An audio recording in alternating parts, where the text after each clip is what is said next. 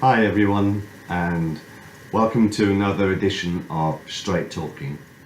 Not really done one of these for a few weeks. It's been a very busy few weeks really, and had a lot to deal with. And most people who know me know it's been a mixture of ups and downs, and a real crossroads reached, and trying to decide the best way to move forward. Ad-libbing this tonight, so probably be going off at a tangent quite a few times, and lots of things to catch up on. Let's talk about music events first of all. For all of you that have supported all our fundraising music events at the Loss of Town Football Club. As you know, the social club is now the Saturday gig.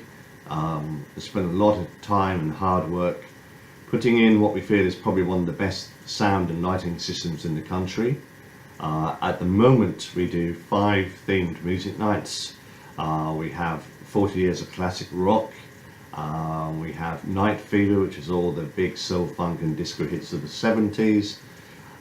We do Insomnia, which is the 90s old school night. Spellbound, which is again 40 years of alternative music, something really different, which is great. And of course, most recently, Twist and Shout last weekend, which was absolutely brilliant. Every time we do an event, it seems that we get more people than the time before as word spreads. It's nice to see a queue at the door 15 minutes before we opened. We had 50 people in the door in the first 15 minutes. I'm very proud of everyone who has supported us, and I thank you all from the bottom of my heart for everyone who's come along to give that support, and for all of you that have been kind enough to endorse the campaign and the projects, to give your thanks and to give us some brilliant 5-star reviews and feedback. And it is so important, because what we're trying to do is build for the future, and everything that we make is reinvested in building new ideas. The fundraising itself is going brilliantly. As of this weekend, we stand at £1,478 donated. We've got several collections due in from sponsors, which will be quite exciting as well. More to follow on that. But I'm just proud of the way that the community has supported us, and the incredible hard work that people around me have put in a world we live in where so many people can and do take for granted or take advantage, or aren't really bothered about who they use to get what they want. It's really good. No, it's absolutely fantastic to see some really genuine, positive, hard-working people in our community, and I think we should be proud of that. What we're creating at the Loss of Town Football Club is something special.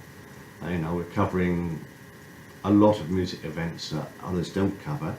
When music was real music, as far as I'm concerned, you could go out and enjoy yourself. Everyone comments about how safe they feel. The door staff and security are absolutely brilliant. So thank you very much to everyone at Discreet Security for doing a fantastic job there. It's been a challenge for me, because it's the only place I can feel safe when I'm doing music behind the DJ console. You don't very rarely see me leave the DJ console, and I think Saturday Gone was the hardest one I've ever had to do, because most of the records were about 90 seconds long, being the 60s. For each event I try and carry at least 5,000 tracks, and ultimately once I finish sorting all my music out over the next few months, I should have about 8,000 tracks for every single event. So there won't be everything there, but we've got a bloody good selection, and if people ask for tracks I haven't got, then I'll research them and make them available for the next gig. I'm just really pleased with the support we're getting. I like to see it grow and grow. We're planning for the future. 2019 will see us launching live band events. I'm not giving anything away on that yet, except to say that the music areas we're covering with the live bands will be the 60s, rock and alternative music areas. We've also got a brand new night launching March 2019. We've got 9 of those events running from March through to December. In the next couple of weeks, although we don't want to mention the word Christmas and New Year, we have got a very special Christmas New Year double event. Tickets will go on sale in a couple of weeks. They will sell out quick because it's a great package, very fair price, and it's going to be an absolutely brilliant double header event, so watch out for that. So that's the music nights. Please do keep supporting and sharing, promoting. I'd like to thank Facebook for banning me for 2 weeks of the last 3 weeks for simply promoting fundraising events and the message of mental health. That's pretty disgusting really, but I've now withdrawn all funding support for any advertising on Facebook. I rely on word of mouth.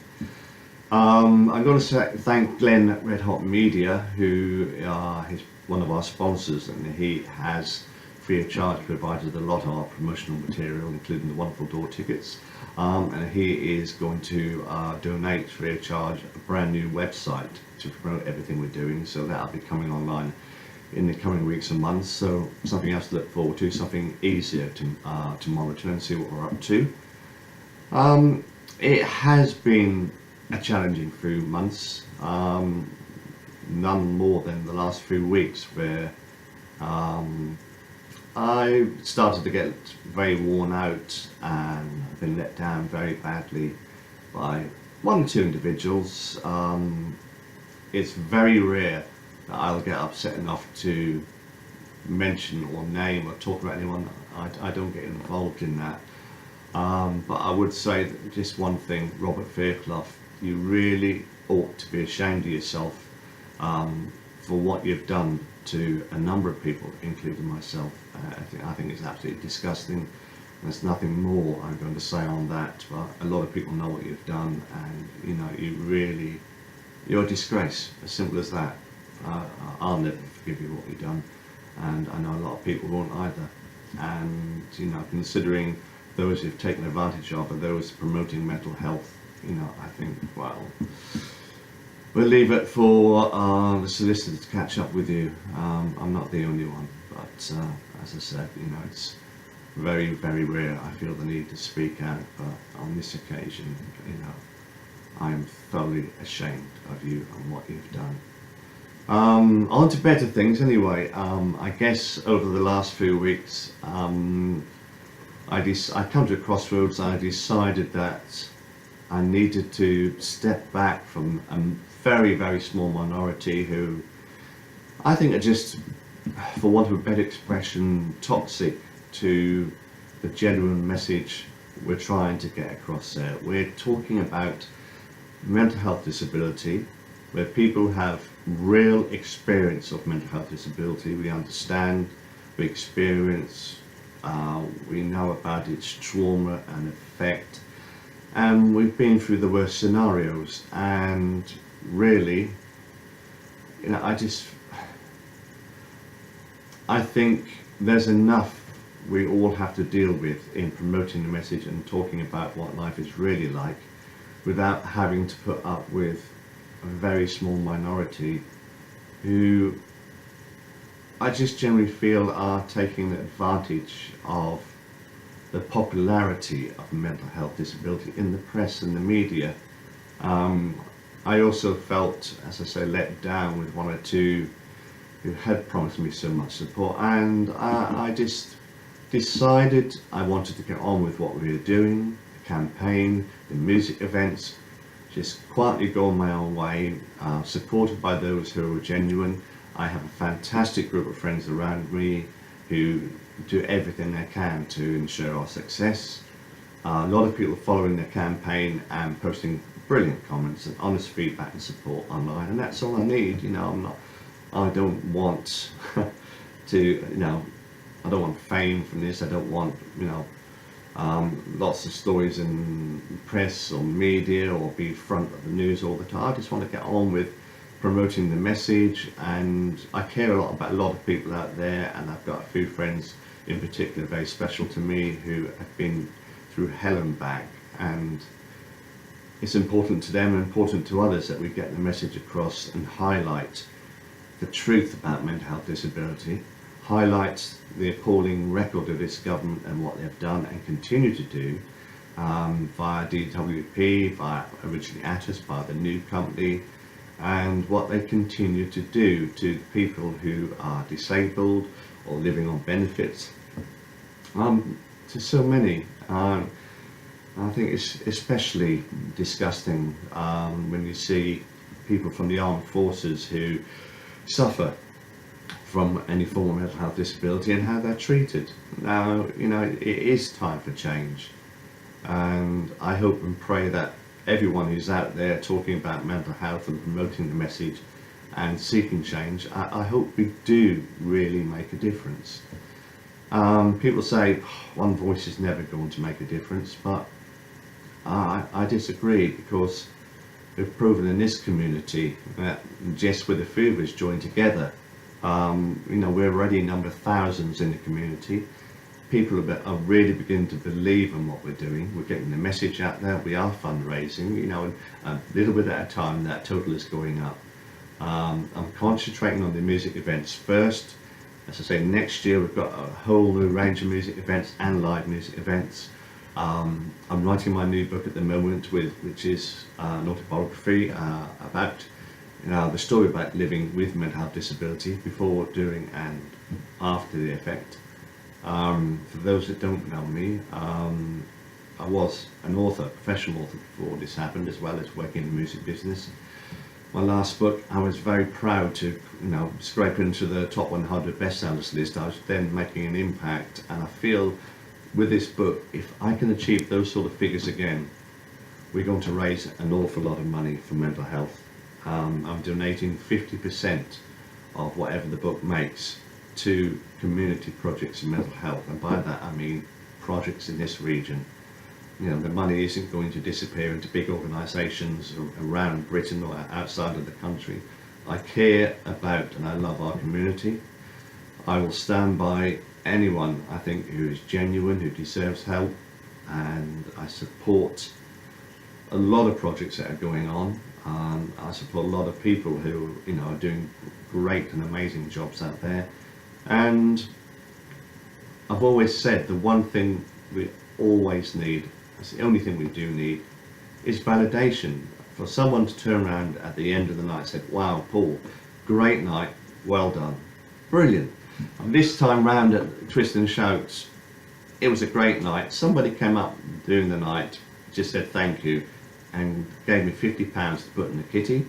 Came back an hour later, put in another £20. That's £70 donated from one person, just because they appreciated what we're doing, loved what we were doing, and had a damn good night. And what was special is that once a month we get a group of people who have disabilities.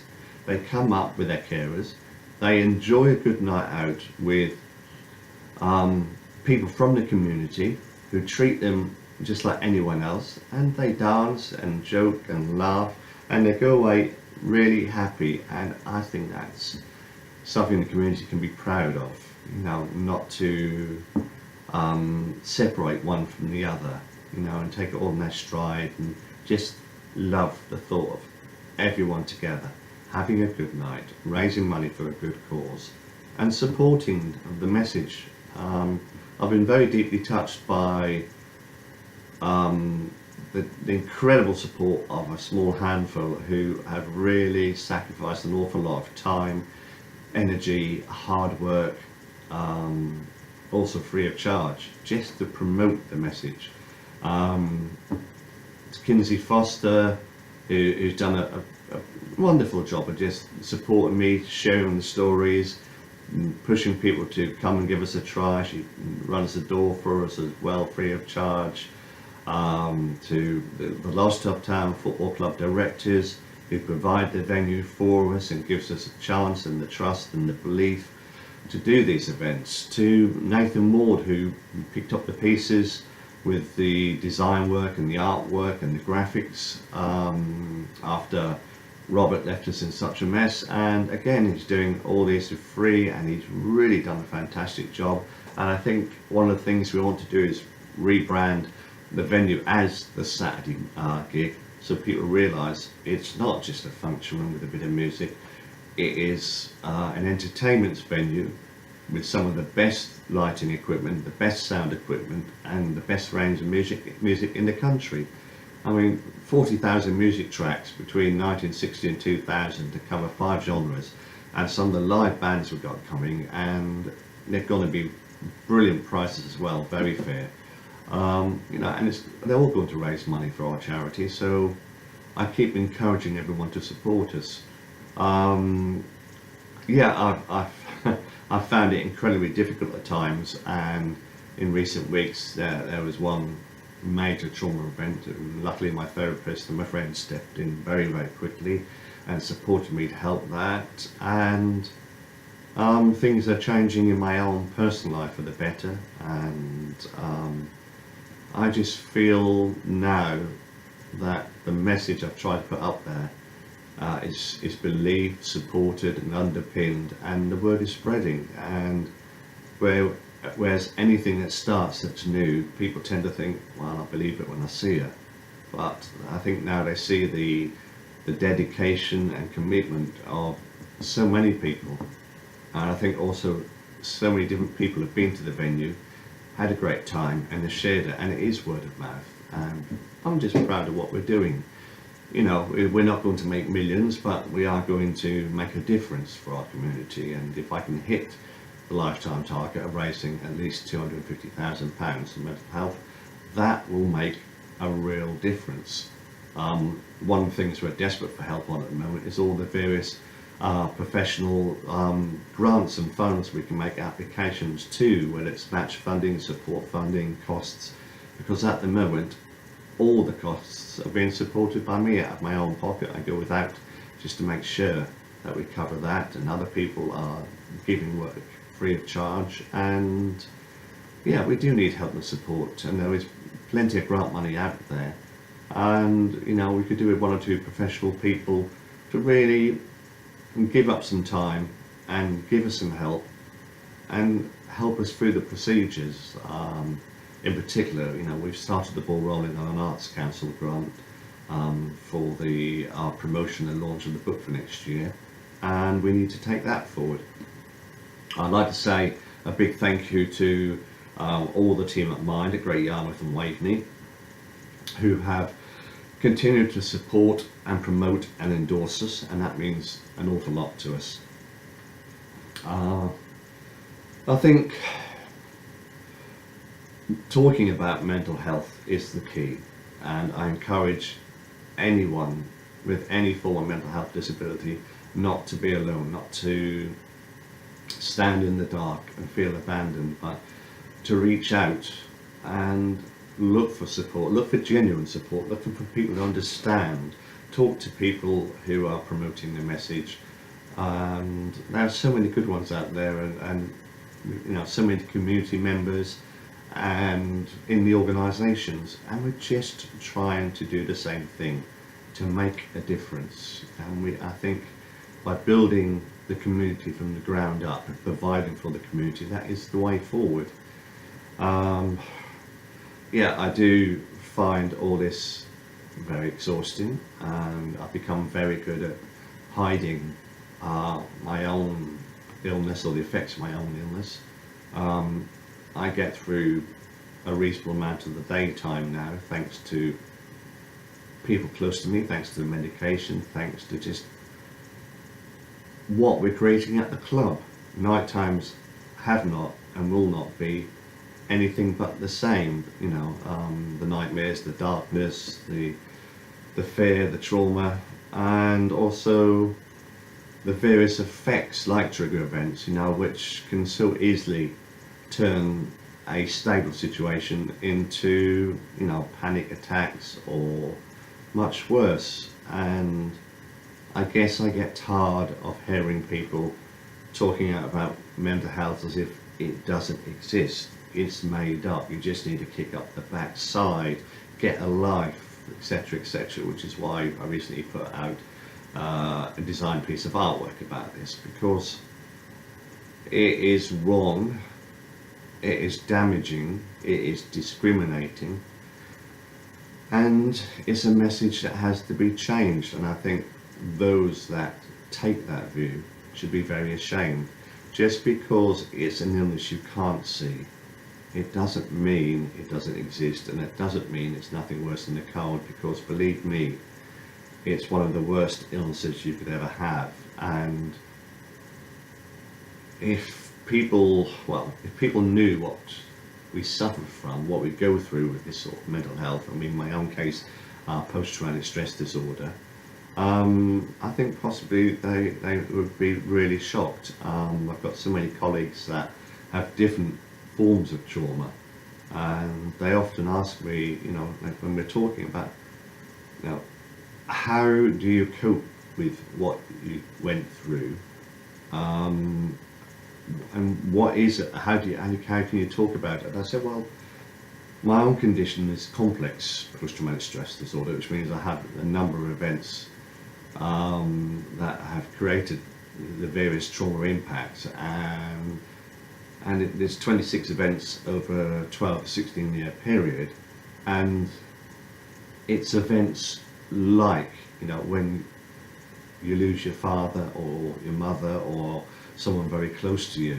and everyone knows sooner or later we do lose family and friends, and that impact, but then you take that and multiply it by 12, 13, 14 events, which can include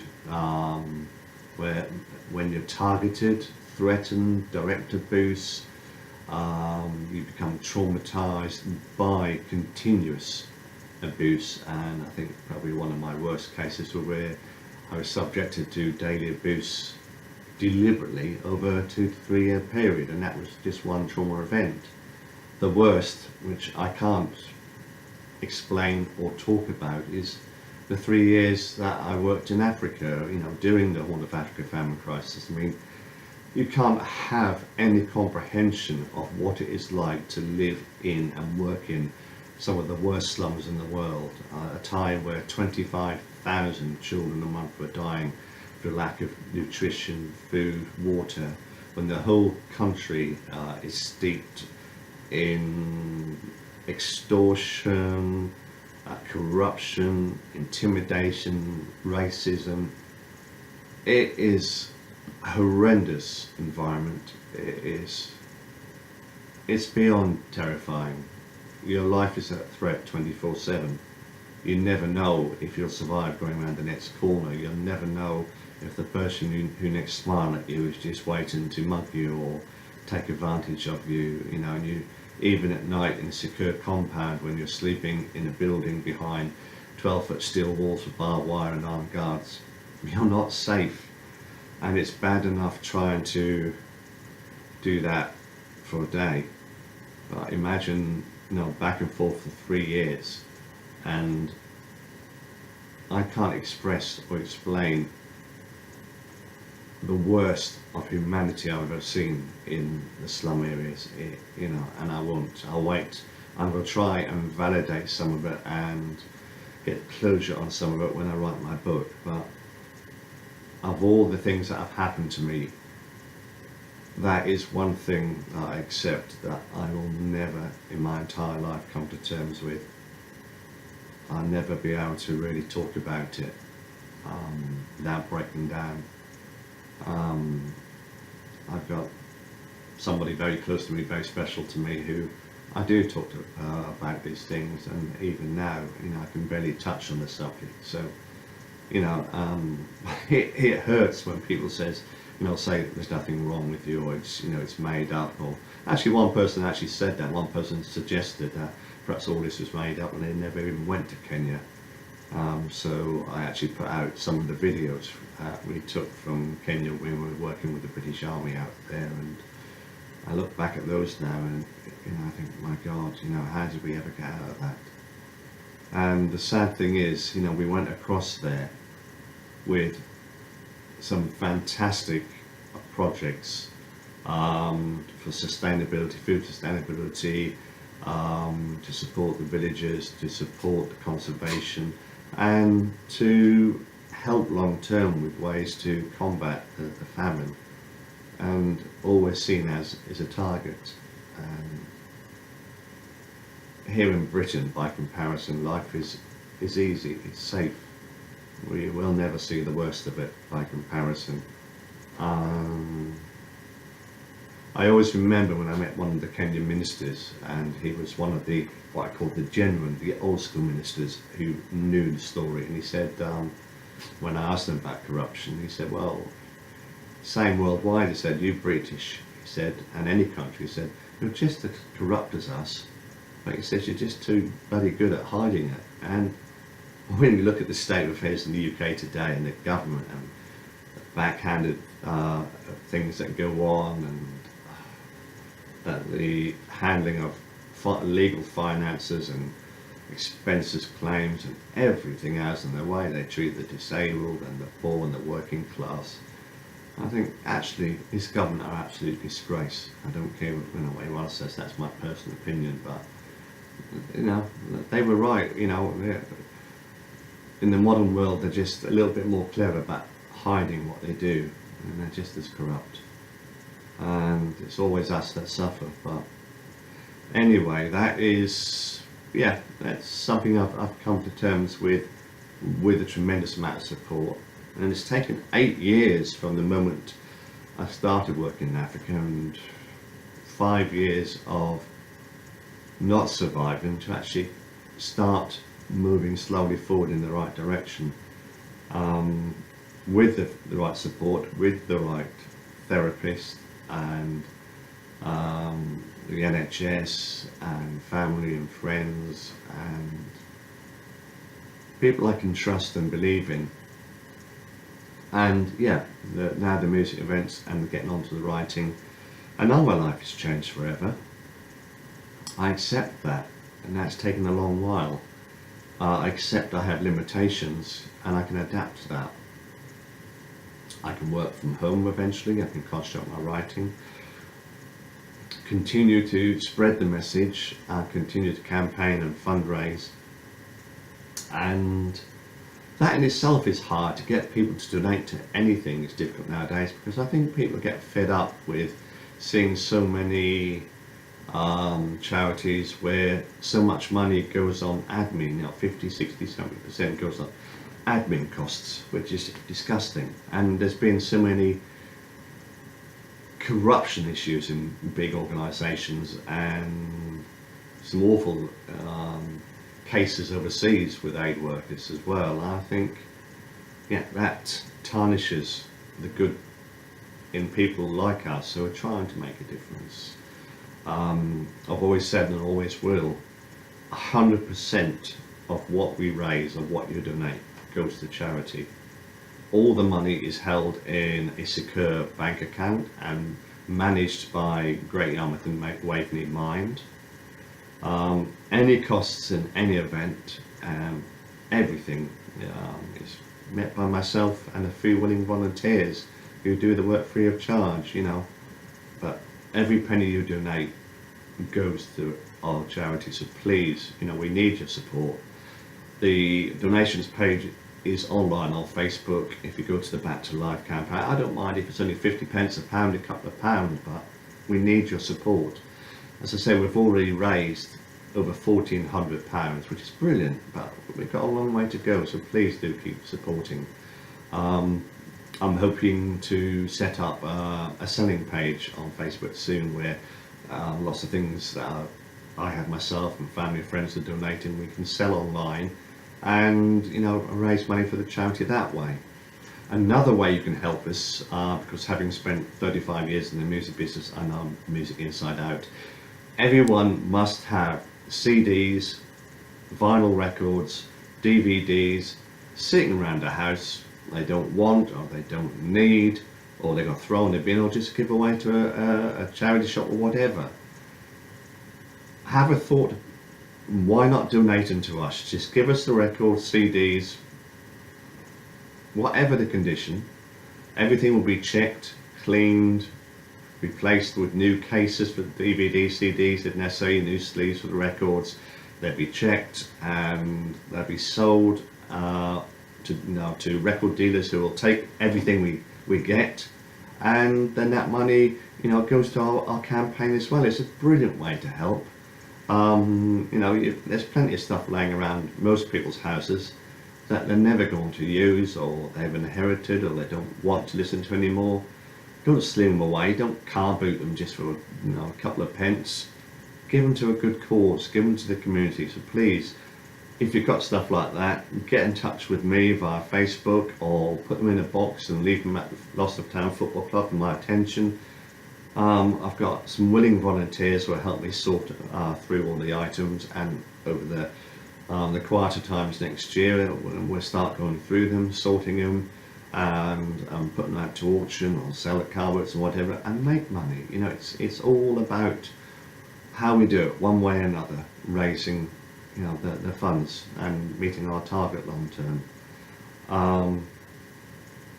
There's so many things I could talk about mental health, but I don't want to spend the rest of the night, which I could easily do. I often sit here till 1, 2, 3 in the morning because I can't sleep, and also if I take the medication to sleep I can't cope with the nightmares. And it's people who've got this similar sort of issue with sleeping, the nightmares. I can think of several friends of mine who go through the same. If I say hello to Sean and Mark and Jazz, people like myself, from various forms of life, and they know what I'm talking about, and it's something that's so real and powerful that you can't talk about it without getting distressed or upset. And there's so much that triggers that. I talk about when it comes to DJing, people say, how can you DJ? Well, look, I'm standing behind a wall of steel and brick with a DJ console. I've got security standing on one side, nobody comes on stage apart from my immediate friends, and I'm in a secure environment and I feel safe, and people look after me, keep an eye out for me, and make sure I'm not pressured, make sure that nothing can trigger.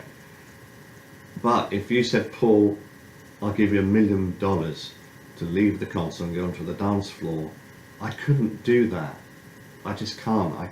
I can't put myself in what I feel is harm's way, to be in a public environment, to be in a situation where I feel vulnerable or potentially threatened. And if someone comes up to you close and gets in your face, or it's loud and noisy, they're trigger events, and you won't understand that unless you've suffered from any form of mental health disability. And believe me, there are so many different forms of mental health disability that affects us in different ways, and my heart goes out to all those that suffer from any form of disability, because we all have massive challenges in our lives, and the only way we can move forward is to grow together and to learn together. A lot of disabilities aren't for life, so we have to adapt. We have to adapt our lifestyles, our ambitions, our dreams, our capabilities. Sometimes it takes a long while. It's taken me 5 years and 2 safe houses and a lot of close friends to get to the point to rediscovering my love of music, to enjoying my DJing. I take a lot of pride in doing what I do with my music. I guess I'm old school that way. I grew up on stage. I learnt that to give people the very best in entertainment I possibly can. I do my best. I guess you're never going to keep everyone happy. I think 99% of people really appreciate what you do. There's always the odd 1% that don't and give you a hard time because in your massive record collection you're missing one track that they want, and they get angry or annoyed or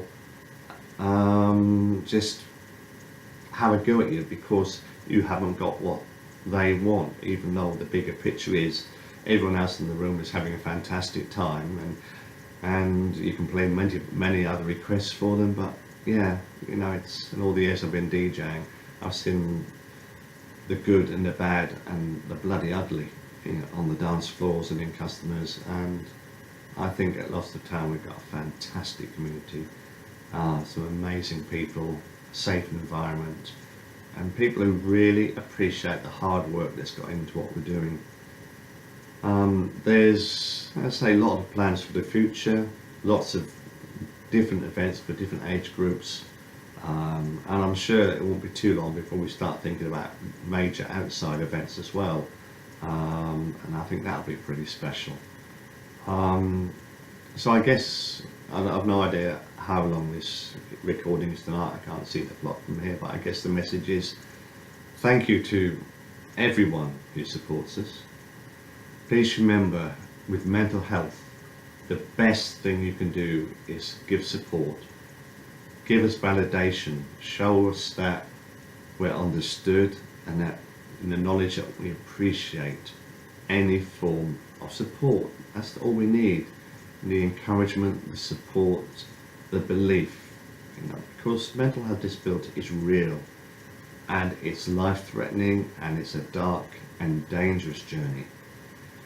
And that brings me right back to the beginning of this video tonight, because that's why I took the hard decision to walk away from those that are toxic, those who don't believe in mental health, or those that play a game or whatever someone's motives are.